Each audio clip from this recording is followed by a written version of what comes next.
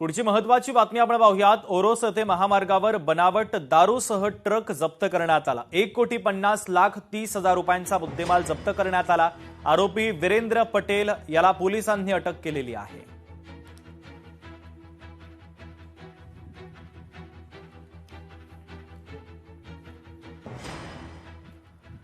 पुढची महत्त्वाची बातमी आपण पाहूयात। मुंबईमध्ये झाड कोसळण्याचं सत्र हे सुरूच आहे। माटुंगा आणि दहिसरमध्ये देखील झाड कोसळलं। याआधी चेंबूरमध्ये झाड कोसळून एका विद्यार्थ्याचा मृत्यू झाला होता, तर दुर्घटनेनंतर 3 अधिकाऱ्यांचं निलंबन करण्यात आलेलं आहे। मात्र पालिकेच्या गार्डन सुपरिटेंडंट परदेशी यांच्यावर अद्यापपर्यंत कोणतीही कारवाई करण्यात आली नाही। गार्डन सुपरिटेंडंट जितेंद्र परदेशींवर कारवाई का नाही हा सवाल उपस्थित होतोय, तर झाड कोसळून जीवित आणि वित्तहानी होऊन देखील परदेशी यांच्यावर कारवाई का नाही असे अनेक सवाल उपस्थित होत आहेत। दरम्यान या संदर्भात मुंबईच्या महापौर रितू तावडे यांनी लोकशाही मराठी सोबत बोलताना काय प्रतिक्रिया दिली, त्यांनी काय म्हटलंय ऐकूयात। मी काल पण मला हा प्रश्न विचारला होता। कालही मी ह्या बाबतीत माहिती घेतली। आता सध्या आम्ही ऍट प्रेझेंट जे मुंबईकरांना ज्या गरजेच्या गोष्टी, हा जो तुम्ही प्रश्न केला याच्यावर नक्कीच विचार करणार की गेले 8-10 वर्षे हे जे जितेंद्र परदेशी एकाच जागेवर कसे, त्याची माहिती घेणार। पण तुर्तास आता जे मुंबईमध्ये ज्या डिझास्टर, काही ठिकाणी झाडं पडतात आहे, काही ठिकाणी वॉटर लॉगिंग आहे, ह्यावरती आता आम्ही कम्प्लिटली लक्ष केंद्रित करून काम करतोय। आणि आता बातमी आहे लोकशाही मराठीच्या एका मोठ्या स्टिंग ऑपरेशनच्या संदर्भातली। अकोल्यामध्ये लोकशाही मराठीनं हे स्टिंग ऑपरेशन केलं। गुटखा बंदीचा फज्जा उडाल्याचं चित्र अकोल्यामध्ये समोर आलं। खुलेआमपणे गुटखा विक्री केली जाते। प्रशासनाच्या भूमिकेवर आता अनेक सवाल उपस्थित होत आहेत। एफडीए आयुक्त तुकाराम मुंडे स्वतः या संपूर्ण प्रकरणामध्ये लक्ष घालणार का, हा सवाल आता आम्ही उपस्थित करतोय। गुटखा विक्रीचं हे सर्वात मोठं स्टिंग ऑपरेशन लोकशाही मराठीनं केलेलं आहे। राज्यामध्ये गुटखा विक्री, साठवणूक आणि वितरणावर बंदी असताना देखील अकोला शहरामध्ये अनेक भागांमध्ये खुलेआमपणे गुटखा विकला जात असल्याचं चित्र समोर आलंय। बंदी असलेल्या उत्पादनांची सहज उपलब्धता पाहता प्रशासनाच्या अंमलबजावणीवर अनेक सवाल उपस्थित होत आहेत। अकोला शहरातील अनेक पानटपऱ्या, किराणा दुकानं तसंच अन्य काही व्यावसायिक आस्थापनांमध्ये ग्राहकांनी गुटख्याची मागणी करताच गुटखा उपलब्ध असतो, तर त्यामुळे बंदीची प्रभावी अंमलबजावणी होत नाहीये का, असा सवाल नागरिकांनी उपस्थित केलेला आहे।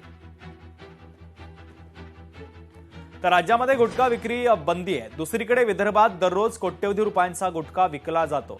दररोज हजारो नागरिक गुटख्याचं सेवन करतात। अकोला शहरात लोकशाही मराठीच्या प्रतिनिधींनी गुटखा बंदीचं धक्कादायक वास्तव समोर आणलंय। तर आमच्या प्रतिनिधींनी अकोला शहरामध्ये 5 पानटपऱ्यांच्या दुकानामध्ये जाऊन या संदर्भातलं स्टिंग ऑपरेशन केलं। या ठिकाणी मागणीनुसार गुटखा मिळतो हे लोकशाही मराठीच्या पाहणीमध्ये स्पष्ट झालं।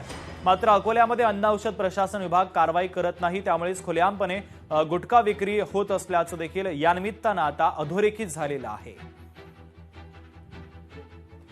शाळेच्या परिसरांमध्ये सर्रास गुटखा विक्री सुरू आहे। लहान मुलंही याच्या व्यसनधीन होत आहे।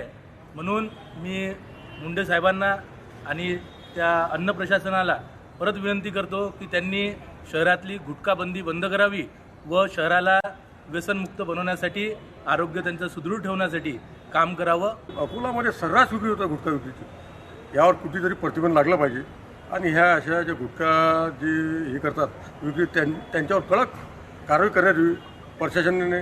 हे आणि प्रशासनाचे यावर अक्षम्य दुर्लक्ष आहे, त्यावर प्रशासनाने तात्काळ कारवाई करून यावर त्वरित बंदोबस्त करायला पाहिजे। अन्यथा जे लहान मुले आहेत त्यांचे जीवन आणि त्यांना अनेक आजार होण्याची शक्यता आहे, करता त्यांच्यावर प्रतिबंध लागू शकतो। दरम्यान तुकाराम मुंडे रुजू होताच राज्यभरात मोठ्या प्रमाणात कारवाई करायला सुरुवात झाली। तेव्हापासून तुकाराम मुंडे या खात्यामध्ये प्रमुख म्हणून आले, तेव्हा आपल्या 3 कारवाई गुटखा विक्रेत्यांवर करण्यात आली आणि तेही एकदम चिल्लर स्वरूपाची। या 3ही कारवाईत एक बॉलेरो वाहन ज्याची किंमत 5 लाख रुपये आणि 1 लाख रुपयांचा गुटखा असा मुद्देमाल जप्त करण्यात आला, ते पण मात्र ग्रामीण भागामध्येच। मात्र शहरी भागामध्ये कारवाई आतापर्यंत करण्यात आली नाहीये असं प्रभारी अन्न औषध विभागाचं म्हणणं आहे। अकोला जिल्ह्यामध्ये जून महिन्यामध्ये प्रतिबंधित अन्नपदार्थाच्या 3 कारवाया करण्यात आलेल्या आहेत आणि त्यामध्ये 7,34,484 रुपयाचा मुद्देमाल आणि 5 लाखाची बोलेरो गाडी अशी जप्ती करण्यात आलेली आहे, 12 लाखाची जवळपास. आणि तिन्ही प्रकरणांमध्ये फिर्याद दाखल करण्यात आली आहे पोलीस स्टेशनमध्ये आरोपीविरुद्ध. तर नागरिकांनी अन्न औषध प्रशासन, पोलीस विभाग आणि संबंधित यंत्रणांनी संयुक्तपणे विशेष मोहीम राबवून अवैध गुटखा विक्रीवर कठोर कारवाई करण्याची मागणी केलेली आहे. दरम्यान अन्न औषध प्रशासनाचे आयुक्त तुकाराम मुंढे या प्रकरणाची दखल घेऊन विशेष तपास आणि कारवाईचे आदेश देतील का, याकडे आता सर्वांचं लक्ष लागलंय.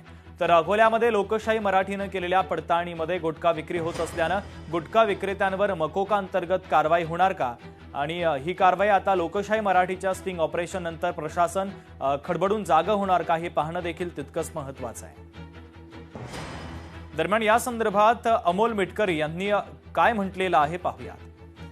तुकाराम मुंढे सारखा एक चांगला अधिकारी आल्यामुळे आम्हाला विश्वास आहे की अन्न औषध प्रशासन विभाग जो भ्रष्टाचाराचा अड्डा अकोला शहरात बनलेला आहे त्याचे तुम्ही त्यांना योग्य तो जाब विचारून शिक्षा करणार. ते अधिकारी कोण आहेत, ते कोणाला पोचतायत, म्हणजे इथं खव्यामध्ये भेसळ दिसेल तुम्हाला, इथे पनीरमध्ये भेसळ दिसेल, इथे दुधाला भेसळ केली तर लाखो रुपयाचा दंड तुकाराम मुंढेंनी आकारलाय. पण अद्यापही याच्याकडे कोणाचंही लक्ष नाही. त्यामुळे अकोलेकरांचा जीव टांगणीला लागलेला आहे. मी परत एकदा लोकशाही मराठी न्यूज चॅनलचं मनापासून आभार मानेल की त्यांनी या निमित्तानं का होईना पण अकोला शहरातील हा जो गुटखाबंदीचा जो पोकळ आश्वासित बंगला आहे तो ढसाढसा पाडून टाकला. तर या स्टिंग ऑपरेशन नंतर लोकशाही मराठीनं काही सवाल उपस्थित केलेत, पाहूयात. बंदी असूनही गुटखा मिळतोच कसा?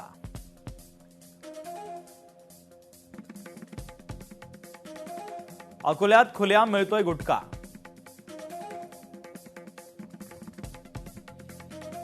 दररोज गुटख्याची कोट्यवधी रुपयांची उलाढाल.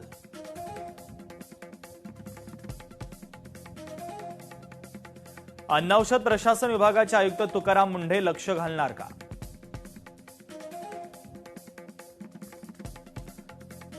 अकोल्यातील गुटखा विक्रेत्यांवर मकोका अंतर्गत कारवाई होणार का?